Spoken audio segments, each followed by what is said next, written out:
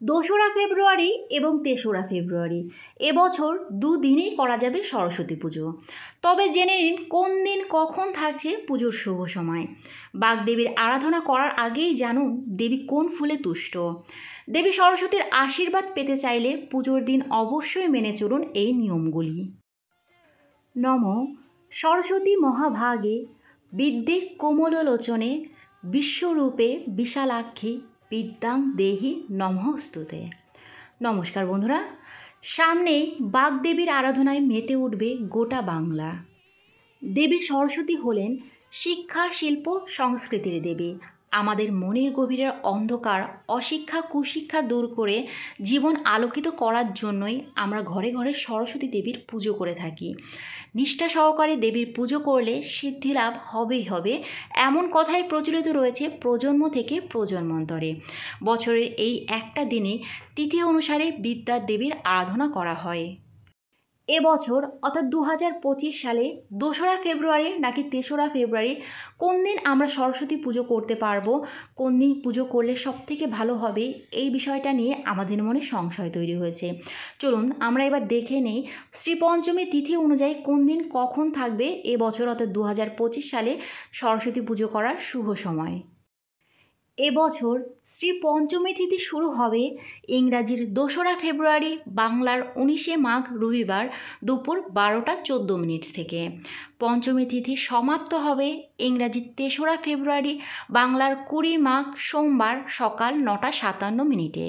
যেহেতু পঞ্চমী তিথিতে দেবী সরস্বতীর পুজো ও আরাধনা করা হয়, আর পঞ্চমী তিথি 2রা ফেব্রুয়ারি রবিবার দুপুর 12টা 14 মিনিট থেকে শুরু হচ্ছে, তাই আপনারা ইচ্ছা করলে এই দিন সরস্বতী পুজো করতে পারবেন। সেক্ষেত্রে পুজোর শুভ সময় ইংরাজির 2রা ফেব্রুয়ারি, বাংলার 19শে মাঘ রবিবার দুপুর 12টা 14 মিনিটের পরেই শুরু হবে এবং হাতে খড়ি দেওয়ার শুভ সময়ও 12টা 14 মিনিটের পরেই শুরু হবে। উদয় তিথি অনুযায়ী এবং স্মার্ত মতে সরস্বতী পুজো করা হবে ইংরাজি 3রা ফেব্রুয়ারি 2025 সাল, বাংলার 20 মাঘ 1431 বঙ্গাব্দ সোমবার।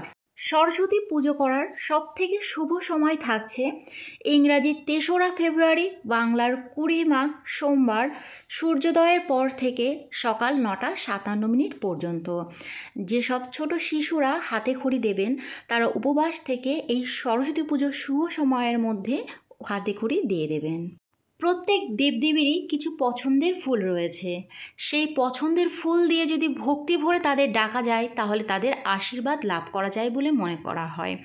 তেমনি মা সরস্বতীর প্রিয় ও পছন্দের ফুল হলো হলুদ রঙের ফুল। আপনারা সরস্বতী পুজোর দিন অবশ্যই হলুদ রঙের ফুল দিয়ে অঞ্জলি দেবেন। এছাড়াও যে কোনো সাদা রঙের ফুল ও পলাশ ফুলও দেবীর খুবই প্রিয়। দেবী সরস্বতীর আশীর্বাদ লাভ করতে চাইলে পুজোর দিন অবশ্যই মেনে চলুন এই নিয়মগুলো। এর মধ্যে প্রথমে রয়েছে এই দিন কোনোভাবেই কাউকে কটু কথা বলা উচিত নয়, কারণ এই পুজোর সময় দেবী সরস্বতী আমাদের জিহ্বায় অবস্থান করেন, তাই কারো উদ্দেশ্যে কোনো কটু কথা বলতে নেই। এই দিন গাছ কিংবা ক্ষেতের ফসল ভুলেও কাটা যাবে না। শাস্ত্রমতে এই দিন গাছেরাও আনন্দ উৎসবে মেতে ওঠে, তাই মাঘ মাসের শুক্লা পঞ্চমী তিথিতে বাড়িতে গাছ লাগানোকে মঙ্গলসূচক বলে মনে করা হয়। সরস্বতী পুজোর দিন ক্রোধ সংবরণ করার কথাও অনেক সময় বলা হয়, কারণ অশান্ত স্বভাব দেবীর একদমই অপছন্দ। সরস্বতী পুজোর দিন হলুদ কিংবা সাদা রঙের বস্ত্র পরুন, এই দিন কালো বস্ত্র এড়িয়ে চলাই ভালো। সরস্বতী পুজোর দিন হাতে বা পায়ের নখ ভুলেও কাটতে নেই। চুলের ক্ষেত্রেও একই কথা প্রযোজ্য। যদি খুব প্রয়োজন হয় তাহলে পুজোর আগে আপনারা হাতে পায়ের নখ কেটে নেবেন এবং চুলও কেটে নেবেন। সরস্বতী পুজোর দিন ভুলেও সেলাইয়ের কোনো কাজ করবেন না। সরস্বতী পুজোর দিনে আমিষ আহার বর্জন করুন। এছাড়া এই দিন নেশাজাতীয় কোনো দ্রব্য গ্রহণ করবেন না। দেবী সরস্বতীর প্রিয় ফল কুল। আপনারা সরস্বতী পুজোর দিন অবশ্যই কুল দেবী সরস্বতীকে নিবেদন করবেন এবং পুজোর শেষে সেই কুল প্রসাদ ভোগ হিসাবে গ্রহণ করবেন। পুজোর সময় যে প্রদীপ জ্বালানো হয় তা যেন কোনোভাবেই পুজো চলাকালীন নেভে না যায়। পুজো চলাকালীন প্রদীপ নিভে যাওয়া অমঙ্গলের সূচনা করে। বন্ধুরা, আপনারা পুজোর দিন অতি ভক্তি ভরে পুজো করবেন এবং একদম অন্যমনস্ক হবেন না, আর পুজোর দিন অবশ্যই এই নিয়মগুলো মেনে চলবেন। আজকের ভিডিওটা এই পর্যন্তই। যদি ভালো লাগে লাইক কমেন্ট করবেন।